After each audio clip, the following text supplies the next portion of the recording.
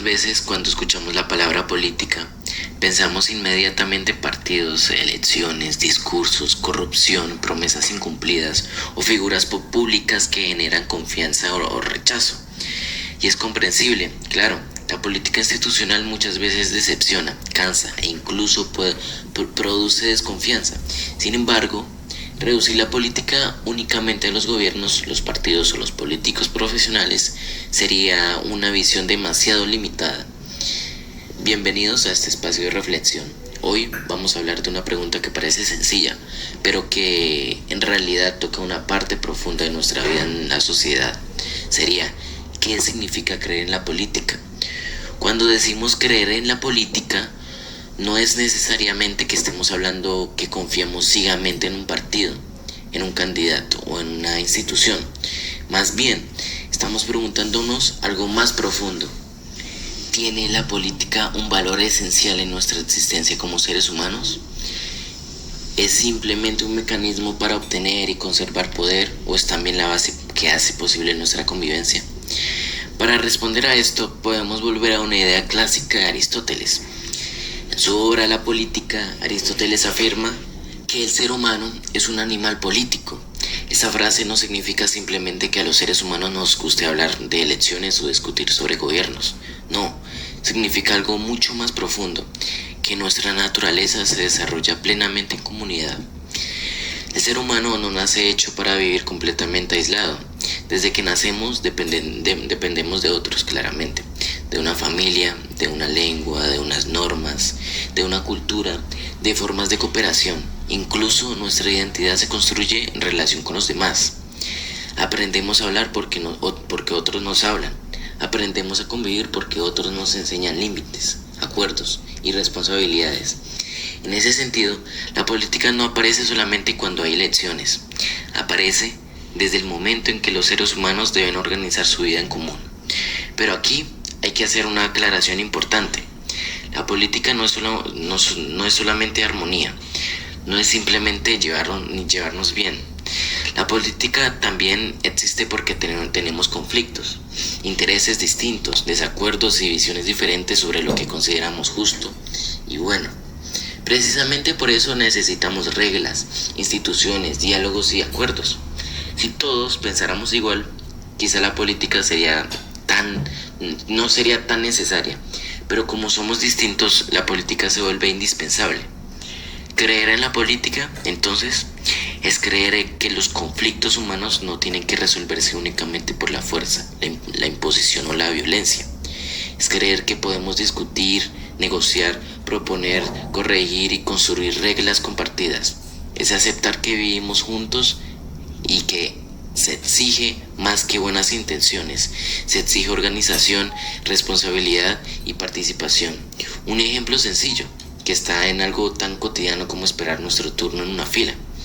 A primera vista parece un acto mínimo, sin importancia, pero en realidad allí hay una forma básica de política. Reconocernos que los demás también tenemos derecho. Aceptamos una regla común y limitamos nuestro propio impulso de pasar primero. Esa pequeña acción refleja una idea fundamental de convivencia. No estoy solo en el mundo. También practicamos política cuando participamos en una junta de estudiantes, cuando proponemos una mejora para nuestro barrio, cuando reclamamos un derecho, cuando escuchamos una opinión distinta o cuando decidimos respetar una norma que permite la vida común. Incluso cuando discutimos sobre cómo debería organizarse una universidad, una ciudad o una comunidad, estamos haciendo política. Por eso, la política no debe de entenderse únicamente como algo lejano, reservado para congresos, alcaldías o presidencias. No, la política también está en la vida cotidiana, está en el salón de clase, en el transporte público, en la familia, en la universidad, en las redes sociales y en cualquier espacio donde tengamos que decidir cómo convivir. Entonces, quizá esa sea la razón por la que, aunque muchas veces nos decepcione, no podemos simplemente renunciar a la política, porque renunciar a la política sería, en el fondo, renunciar a la posibilidad de construir juntos una forma más digna de vivir. Y como decía Aristóteles, el ser humano solo puede realizar plenamente su naturaleza dentro de una comunidad. Hola, ¿cómo están? Bienvenidos a nuestro podcast. Soy Santiago Elías Quimbaya Carrero, estudiante de primer semestre de Negocios Internacionales. Después de entender la política desde una mirada más general, surge algo inevitable. Si la política, como decía Aristóteles, busca el bien común, entonces vale la pena preguntarnos algo más personal. No qué es la política, sino qué significa realmente para nosotros hoy. Porque en teoría suena bien. Comunidad, justicia, bienestar colectivo, pero cuando bajamos eso a la realidad, aparecen dudas, frustraciones, incluso rechazo. Ahí es donde entra algo clave en el pensamiento de Aristóteles, el nous. El nous es esa capacidad que tenemos para pensar, cuestionar y entender la esencia de las cosas. No se trata solo de aceptar lo que vemos, sino de analizarlo. Entonces, si aplicamos eso a la política, la pregunta ya no es solo si creemos en ella, sino que si lo que vemos hoy realmente cumple con su verdadera finalidad. Porque como vimos antes, la política tiene una materia, que son los gobiernos, las leyes, las instituciones, pero también tiene una forma, un propósito, y ese propósito debería ser el bien común. Pero quiero que muchos de ustedes me respondan a esto. ¿Realmente esto está ocurriendo hoy? ¿Las personas sienten que la política los representa? ¿Confían en ella? ¿O simplemente la ven como algo lejano o incluso inútil? Para responder a esas preguntas no basta con la teoría. Es necesario escuchar.